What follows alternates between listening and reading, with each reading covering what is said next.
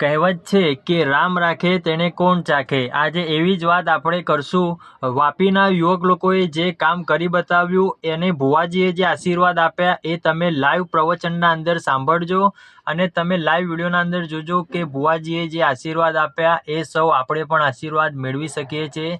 પણ આપણે પણ એવું સારું કામ કરવું છે અને સત વિચાર રાખવા છે।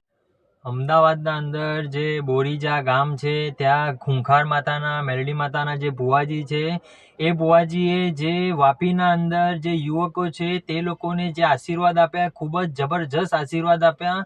વાત એવી કરી ભુવાજીએ કે સત્યના પારખા જો કરવા હોય આ કાળા કળિયુગના અંદર આ જે કાળો કળિયુગ ચાલુ છે એના અંદર તમને ભગવાનની પ્રાપ્તિ થવી બહુ જ સરળ છે। પણ અમુક માણસો હજી એવું વિચારે છે અંદરથી કે અમે લોકોએ હજી સુધી ભગવાનને જોયા નથી, અમને ભગવાન મળ્યા નથી।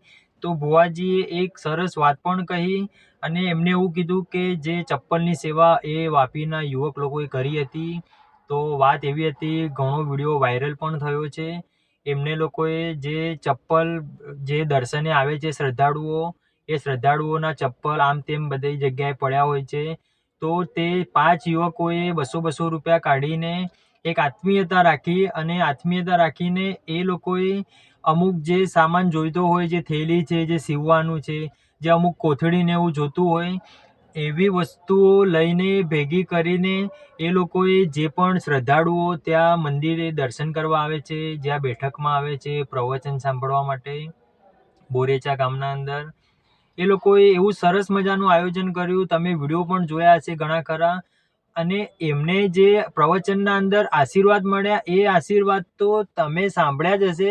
એ આશીર્વાદ હું ફરીથી આજે રિપીટ કરવા માંગુ છું કે તમે પણ જો હજી સુધી એવું વિચારતા હોય કે હું યુટ્યુબના અંદર બોરેજા ગામનો વિડીયો જોઉં છું તો મારે પણ જવું જોઈએ, તો હું તમને અવશ્ય કહીશ કે એકવાર જરૂર જજો મિત્રો।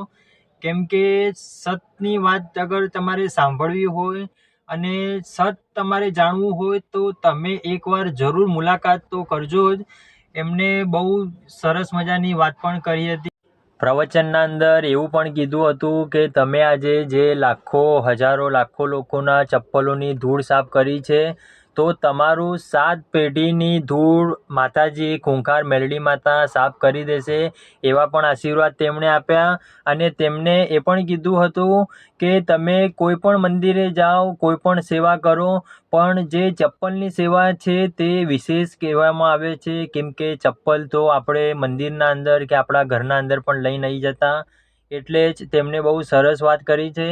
તો તમે પણ એવી રીતે જ કોઈ સેવા કરજો અને પ્રવચનના અંદર એમ પણ કીધું હતું કે અભિમાન મૂકી દેવું, અભિમાન વગર જિંદગી જીવશો તો જિંદગી સોફ્ટ થઈ જશે, સરળ થઈ જશે। અને તમે પણ જો હજી એકવાર કહું છું કે વિડીયોના અંદર જોઈને તમને એવો વિચાર આવે કે મારે પણ બોરેચા ગામના અંદર જવું જોઈએ તો એકવાર જરૂર દર્શન કરી આવજો, તમને પણ ખૂબ જ આનંદ થશે અને ખૂંખાર મેલડી માતા તમારા તમામ સપના પૂરા કરે। અને તમે જો મારી ચેનલમાં નવા હોય તો ચેનલને સબસ્ક્રાઈબ કરીને વિડીયોના અંદર લાઈક કરજો અને કમેન્ટના અંદર જય મા મેલડી, હર હર મહાદેવ જરૂર લખજો મિત્રો।